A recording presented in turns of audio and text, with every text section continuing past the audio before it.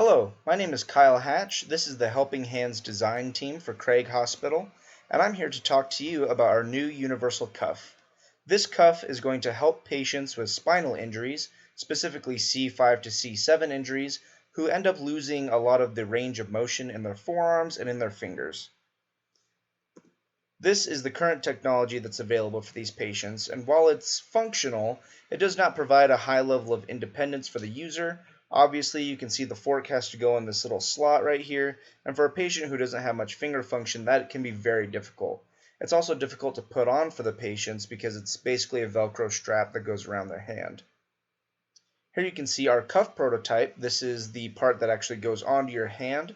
It's much easier to get on for a patient. There's no Velcro involved, and you can easily put it on just by clipping it down with an arm or even against a surface. And here you can see our first end effector. These end effectors will attach semi-permanently to the device that the user is trying to use using some zip ties.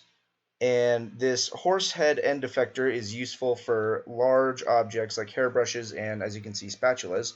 This little piece right here, this horse head shaped piece, just clips right into the cuff, and so it makes it really easy to undo and clip onto and swap utensils on the fly.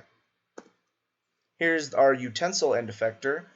This one works better for utensils because most utensils have this little bowing out at the bottom where it gets thicker, and so this attaches again just with some zip ties, and it's very secure, and the patient can eat without actually having to hold the fork in their hand. In order to increase the amount of comfort a patient feels, because they're probably going to be wearing this all day, we created an easily removable padding option with just a bit of cloth sewn around it. This is just some regular padding that you buy from Home Depot with just a cloth covering over it that's been sewn on, and then a Velcro strip on top for easy removability and replaceability. This prototype is extremely low cost and extremely reproducible for anybody at home who owns a 3D printer. All of these have been 3D printed using PLA, as well as the foam inside of the padding is just some regular $2 foam that you buy from Home Depot